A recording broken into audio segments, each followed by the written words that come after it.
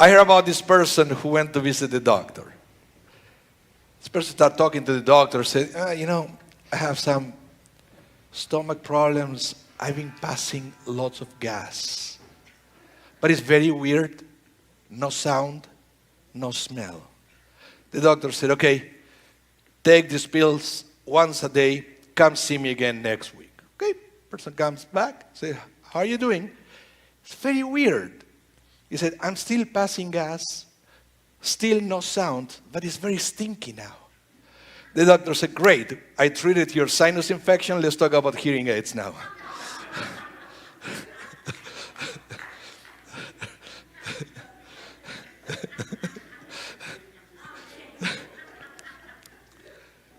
I want to talk to you today about listen to me. Actually, listen to my voice. That's the title of this sermon. Looking at the camera, this is for you, Lina. Lina's always trying to guess the title of my sermon to post it online. So I want to make it clear. Listen to my voice. So, it is Shabbat Yitro, and it's interesting because we read the Ten Commandments. I mentioned that before. The most important part of the Torah, and it's named after a non-Jewish person. How did that happen? How is it that Yitro, that the Ten Commandments, that portion is not called Moshe, right? Or it's not called Aaron, or even, God. Ten Commandments. Yitro, who was actually a pagan priest in Midian. How did that happen? Well, if you read it, I believe it's Rashi who comments on this. He said, at the beginning of the parsha, it says, Vaishma Yitro et kol asher asa Elohim, and Yitro heard of everything that God did for the people of Israel.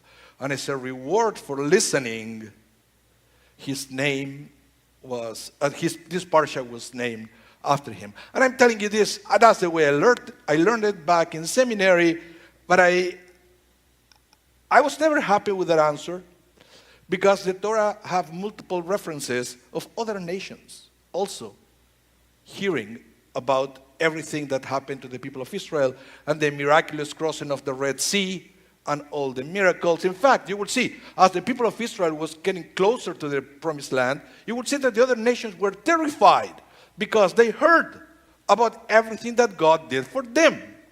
It looks like all these miracles were broadcasted by all the media outlets somehow, all the way from CNN to Al Jazeera. I don't know, because I don't know how else everybody knew about all the miracles that God did for the people of Israel before the internet was even invented. Or maybe already existed, I don't know. I heard that the archaeologists tried to find traces of electronics and they couldn't find anything. So they concluded that they already had Wi-Fi. So we don't know, but they all heard. And so what was so special about Yitro? Why was his listening different from the others to the point that his name made it to the title of this parsha? Let me tell you a story, talking about hearing and listening. I heard this story a while ago. It's a cute story. It's about a rabbi that was a rabbi in a yeshiva. He was in charge of a group of kids. And this rabbi had a sense of humor. So he said to the kids, next door we have the police station. At the police station there are two beautiful stone lions. And the rabbi said to the kids, those stone lions, if they hear music, they start dancing. So right after the class, the kids were so excited. They went home to pick up whatever instrument they had, right? And they went in front of these two stone lions and they start serenading them. Nothing happened. So they started playing louder and nothing happened. They didn't move. They didn't move an inch. So they said, the rabbi lied to us. So they go back to the yeshiva next day. I said, Rabbi, you told us that if the lions would hear the music, they were start dancing, but we went there with all this, can you hear it now? With all these instruments, and nothing happened. How come? And the rabbis are laughing. He said, no, you see, you didn't pay attention. What I said is, if the stone lions hear the music, they would dance. But can stone lions actually hear anything? No. So next time, pay attention. And I realized that, it's a kid's story, but sometimes it's the same. And we behave like these stone lions that we hear, but we don't really listen, right?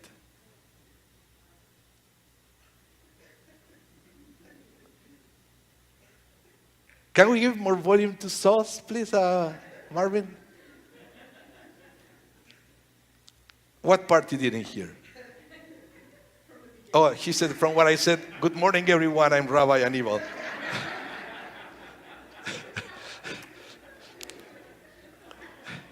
Let's go back. Where was I? Oh, yeah, in the sanctuary. So sometimes we behave like the lions.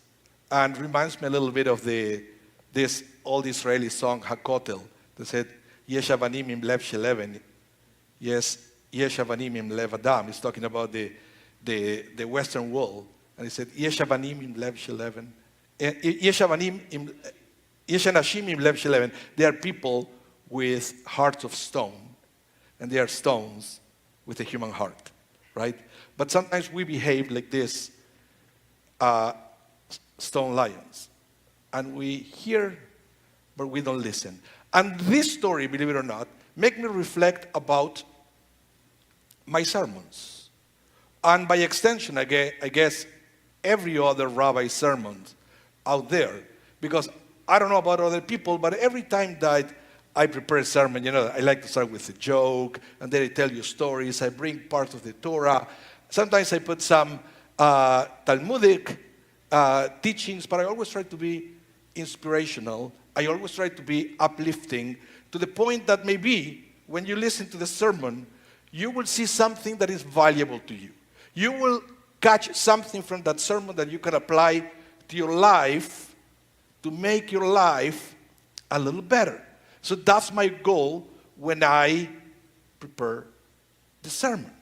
So, and I hear your comments after services. Sometimes during Kiddush, people will say, Rabbi, I thought you were talking to me today. Your message was so important and so relevant and blah, blah, blah. But then, me, and I can guarantee you, many rabbis out there, we go home thinking, how many of those people will actually make any changes on their lives, right? And I believe them. I believe you when you said, I was moved, I was inspired. But how many people actually go to the next stage, which is to do some actions, to make some changes? And I know it's difficult to change. We're in our comfort zone, and we've been there for so long that it's very difficult to go to the next stage. But let's go back now to Yitro. What was the difference between Yitro listening to the miracles and the other nations listened to the miracles? That as soon as Yitro heard all the good news of what God did for the people of Israel, it takes 3 verses. 3 verses after, he said, Vayavo Yitro el Moshe. And Yitro came to Moses. Which means this, it's not only that he listened. Right away, he packed everything, he took his family, and he went to join Moses and the people of Israel. So it's not that he just listened, he also moved to the next level, which is the level of action. And there was no one there in that generation, in that area at least, other than Pharaoh maybe, that it was so important.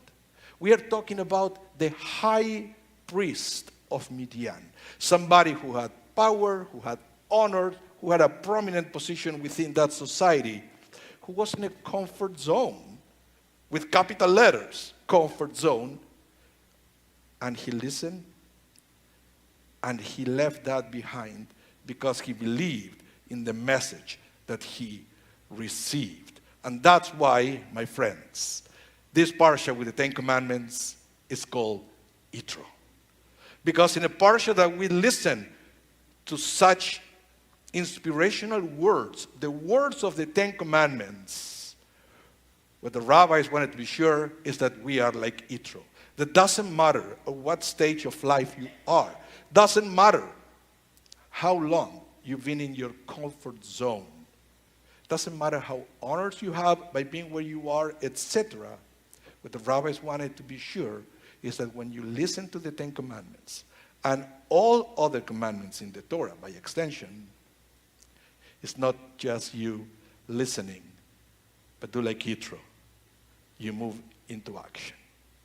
So Judaism has a very simple trick to make that happen. The Torah says it, and the rabbis repeat it, that as soon as you are inspired by something, as soon as you are inspired, you have to make a plan right away to make the change. Because if you don't make it happen right away, it will never happen.